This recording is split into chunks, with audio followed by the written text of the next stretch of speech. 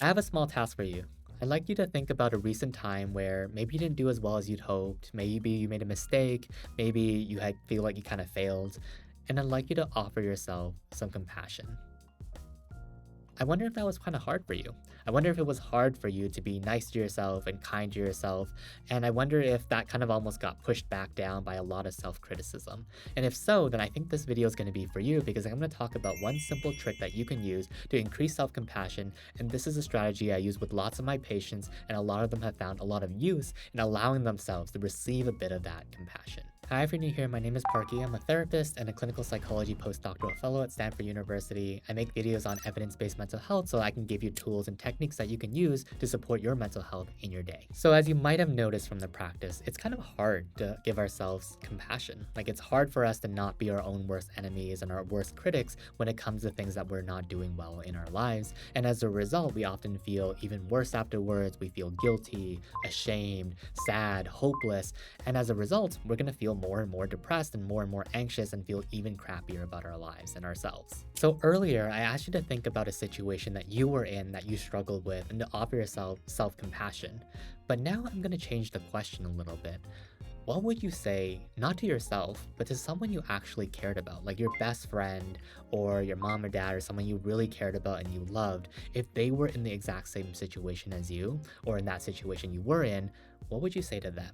So in this case, you might have actually noticed you were able to come up with some much more compassionate, wise, and lovely thoughts and things that you could have said to that person.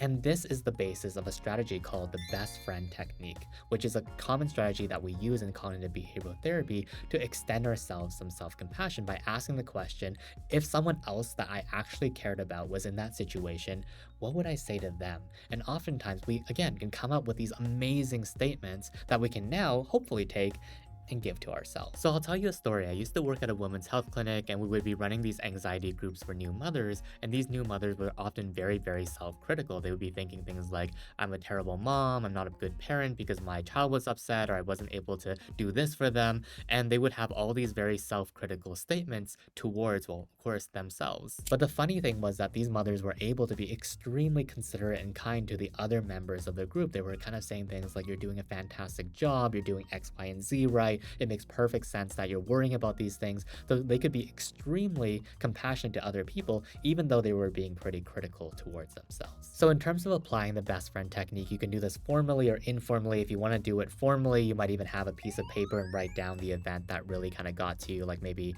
you didn't do so well on a recent assignment. So you might write down first the self-critical thoughts on one side and write down, oh, you're a terrible student, you're no good, you're gonna never be able to succeed in the future.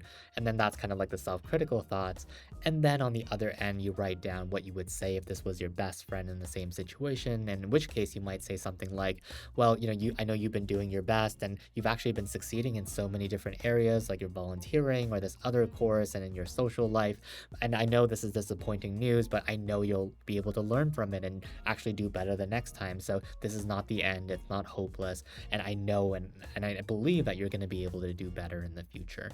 So I definitely encourage you to try it even for a moment, even if it's informally, to think about a recent situation and think about like if that was again like somebody else that you really cared about and you loved, what would you say to them?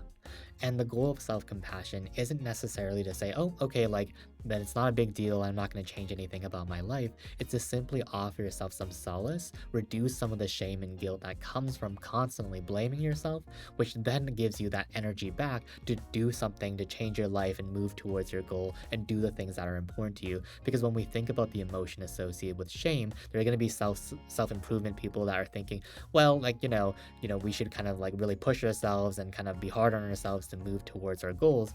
But in reality, for many people, it often does not help them to feel ashamed. It often makes them feel even worse. So one thing that can be really helpful is to offer yourself some self-compassion in sort of the pursuit towards our goals, because when we feel a little bit better, when we give ourselves some grace, that is where we have space and freedom to move towards our desired actions in our future. So hopefully this one small skill known as the best friend technique gives you a little bit of extra breathing room, a little bit of self-compassion so that you can reduce the guilt, reduce the anxiety, improve your mood, and move you towards your goals.